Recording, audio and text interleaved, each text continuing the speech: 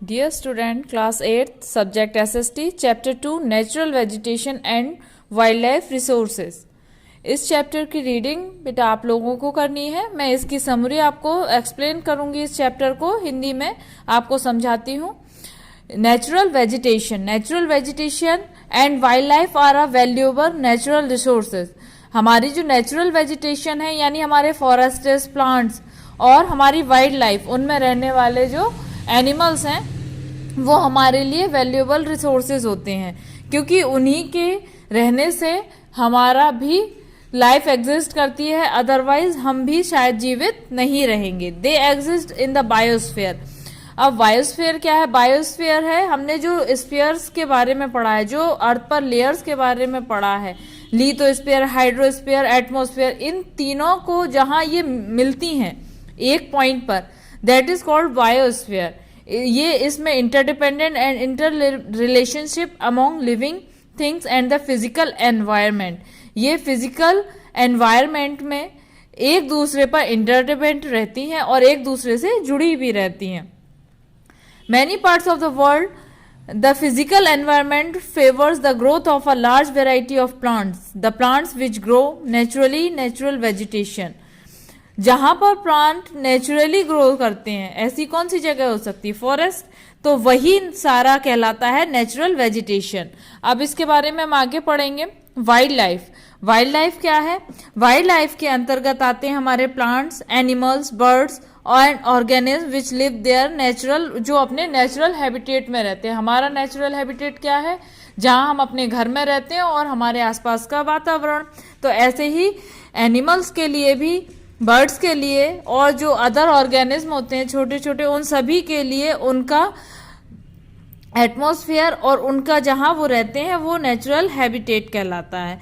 Only the biosphere the earth supports natural vegetation and wild life. Earth ही केवल ऐसा planet है जहां पर हमें नेचुरल वेजिटेशन और वाइल्ड लाइफ देखने को मिलती है।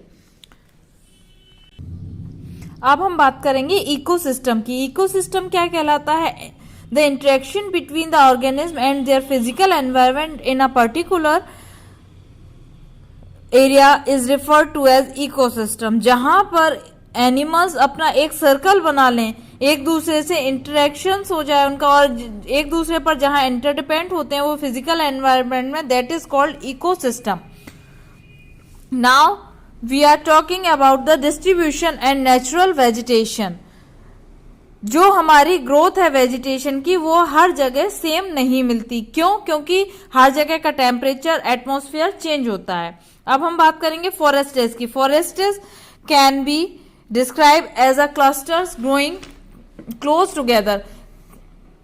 मोस्टली हमारे जो लैंड है ऑल ओवर द वर्ल्ड, इसका 1/3 पार्ट हमारा फॉरेस्ट से ढका हुआ है। और कैसे फॉरेस्ट क्या होता है कि जब बहुत सा बड़ा एरिया होता है तो वहां पर प्लांट्स एक दूसरे के बहुत पास पास उग जाते हैं, और जब वो बड़े हो जाते हैं तो क्या होता है कि एक दूसरे को ढक लेते हैं वो, और जमीन तक, अर्थ तक सनलाइट नहीं पहुंच पाती है।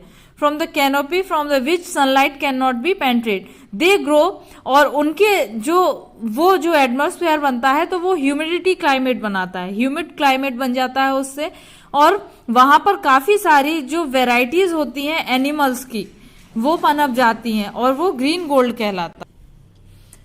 ग्रीन गोल्ड की हम बात कर रहे थे। ग्रीन गोल्ड का मतलब कि जो इस तरह के फॉरेस्ट होते हैं, इतने घने फॉरेस्ट जिसमें काफी सारी वाइल्ड लाइफ सरवाइव कर सकें, ये हमारे लिए ये फॉरेस्ट ग्रीन गोल्ड कहलाते हैं। Forest of the tropical region. Tropical region, ये फॉरेस्ट हमेशा एवरग्रीन रहते हैं, इन्हें डेसिडस ट्रीज भी कहा जाता है। ये मोस्टली थिक होते हैं एंड ये इक्वेटर के पास पाए जाते हैं। अब हम बात forest of the temperate region. In the temperate region winter are mild and rainfall is moderate.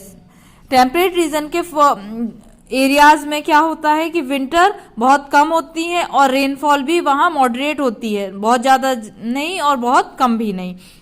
तो इस यहाँ के जो ट्रीज की ग्रोथ है वो थोड़ी सी कम हो जाती है, और ये एरियाज वार्म होते हैं, और ये मोस्टली कहाँ पाए जाते हैं? South China, south east USA, Brazil, Uruguay, East Coast and the South Africa and the Eastern Australia. Forest of the Taiga region. There is a Taiga Russian meaning the pure untouched. These spectacular forests found in the broad belt lying between the 15 degree north and the 17 degree north के बीच में ये location दी गई है, ये forest पाए जाते हैं. Taiga का मीन्स होता है प्योर यानी अनटच्ड. द बेल्ट ये mostly Alaska, southern Canada, Scandinavia और कंट्रीज में पाए जाते हैं and the northern Asia, Russia में sorry.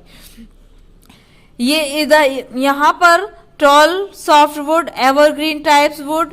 These trees are the useful making pulp, manufacturing of paper. इस तरह के ट्रीज पेपर बनाने के काम में, newsprint, furniture, toys, plywood, इन सब के काम में आते हैं. अब हम बात करेंगे ग्रासलैंड्स की.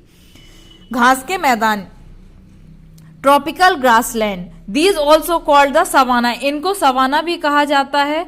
ये मोस्टली इक्वेटर के पास पाए जाते हैं. इनको अगर दूसरा नाम दिया जाए तो इनको पार्कलैंड भी कहा जाता है. अलग अलग कंट्रीज में इनका नाम अलग अलग है. अमेरिका में इसको पार्कलैंड कहा जाता है और वेनेजुएला और कोलंबिया में इसको लाउनोस कहा जाता है. ब्राजील में उरुग्वे और Argentina, these are known as the pampas. इनको ब्राजील, अर्जेंटीना और उरुग्वे में कंपास के मैदान कहा जाता है. टेम्परेट ग्रासलैंड, ये मोस्टली मिडिल लैटिट्यूड्स में पाए जाते हैं. ये interior parts of the continents के पास मिलते हैं. Region almost level the treeless plains. ये पेड़ रहित, पौधे रहित मैदान होते हैं. यहाँ ये कहाँ पाए जाते हैं? 40 degree and the 55 degree latitudes में. हेमिस्फीयर में ग्रासलैंड, इनको steppes, prairies, velds, pampas, down, अलग अलग देशों में अलग अलग नाम से पाया जाता है. और इनमें मोस्टली क्योंकि इनकी घास जो है वो छोटी होती है, यहाँ wild buffalo, antelope, bisons etcetera animals पाए जाते हैं. श्रब क्या होती है? ना तो बहुत ज्यादा बड़ी और ना ज्यादा छोटी. ये मिडिल हाइट के बशी प्लांट होते हैं, झाड़ीदार प्लांट्स होते हैं. इनके स्टेम्स भी बहुत ज्यादा मोटे नहीं होते हैं, लेकिन हाँ ये हार्ड और वुडी होते हैं. अब हम बात करेंगे desert vegetation. Deserts vegetation are tropical and subtropical. Western margins continents, north Africa में पाए जाते हैं. Sahara, south Africa Kalahari, China Atacama, north America Sonoran and the great Australian desert, the Australia, the desert, India, Thar desert. ये सब tropical desserts में आते हैं क्योंकि यहाँ का टेम्परेचर बहुत हाई होता है और यहाँ रेनफॉल बहुत कम होती है. और यहाँ की जो वेजिटेशन है वो छोटी छोटी और थ्रोनी बशेज होती हैं, यानी कांटेदार पाई जाती हैं. ये conservation of natural vegetation. Conservation, इनका कंजर्वेशन बहुत जरूरी है. अगर ये नहीं रहेंगे तो हमारा जो अस्तित्व है जीवन लाइफ का वो खत्म हो जाएगा. Massive afforestation programme should be launched, cover large area land with the appropriate types of trees. बहुत बड़े एरिया में एक बड़े लेवल पर अफॉरेस्टेशन यानी प्लांट्स लगाने का काम करना चाहिए ताकि कि ये जो जमीन का खाली पड़ा हिस्सा है वो कवर हो सके. Next, suitable steps should be taken protect forest from the fire. जंगलों को आग से बचाना, एनिमल्स को कंट्रोल करना, ज्यादा उनको जहां वो घास ज्यादा चरते हैं वहां से. And the public awareness should be raised about the utility forest and human life. और लोगों को अवेयर करना कि उनके लिए फॉरेस्ट लाइफ कितनी जरूरी है. Wild life resources. एक वाइल्ड लाइफ ही है जो हमारे एनवायरमेंट के बैलेंस को बनाए हुए है और इसकी जो स्पीसीज हैं वो इक्वली तो डिस्ट्रीब्यूट नहीं होती है. कहीं कोई प्रजाति पाई जाती है, कहीं कोई. तो इसके बारे में हम आगे बात करेंगे. डिस्ट्रीब्यूशन ऑफ वाइल्ड लाइफ में wild life refers the animal, bird, fishes, insect and not domesticated. ये डोमेस्टिकेटेड नहीं होते हैं, ये सारे फॉरेस्ट में रहने वाले एनिमल्स होते हैं. ये अपने तरीके से वहां रहते हैं और अपने ओन लाइफ ये जीते हैं. एशिया में काफी सारी प्रजातियां पाई जाती हैं वाइल्ड लाइफ से related. Lions, tigers, elephant, monkey, sloth, leopard etcetera. Africa में भी वाइड वैरायटी पाई जाती है. यहाँ पर स्पेसीज जैसे कि सेम प्रजाति होती है एशिया और अफ्रीका में मोस्टली, कुछ ही एनिमल हैं जो अलग से पाए जाते हैं। यूरोप में लिमिटेड वैरायटी पाई जाती है क्योंकि यहाँ पर जो कुछ एनिमल्स ऐसे हैं जो सिर्फ यहीं पाए जाते हैं, जैसे कि polar bear, voles, wild animal bears and the wild sheeps, native antelope, the fur being animal like minks, stable ermines are now also raised on for farms. The well-known birds include the partridge, larks, cuckoos, skylark and the nightingales. Australia भी unique animals के लिए जाना जाता है, जैसे कि kangaroo यहाँ पर बहुत पाए जाते हैं, emus, lyre birds, kingfishers, kookaburras significant the animals और द बर्ड्स। नॉर्थ अमेरिका, यहाँ पर बहुत कोल्ड क्लाइमेट होता है, तो यहाँ पर ऐसे जानवर पाए जाते हैं जो काफी थिक फर वाले होते हैं, जैसे कि रेंडीर, आर्कटिक एक्सेट्रा। साउथ अमेरिका भी वाइल्ड लाइफ के मामले में काफी रिच डाइवर्सिटी है। यहाँ पर ऑस्ट्रिच, कैंजर, ये सारे एंटीरियर्स, ये अमेरिका में एनाकोंडास, मार्शलैंड्स में लालमास, ये सब monkey, pampas, jaguars, alligator, giant turtles, ये सब यहाँ पाए जाते हैं। Antarctica, there is a plenty of diversity, यहाँ भी काफी सारे, क्योंकि यहाँ लैंड और वाटर दोनों का वो होता है, तो यहाँ पर पेंगुइन्स काफी मात्रा में पाई जाती हैं। अब हम बात करेंगे कंजर्वेशन ऑफ वाइल्ड लाइफ को कंजर्व करना बहुत आवश्यक है।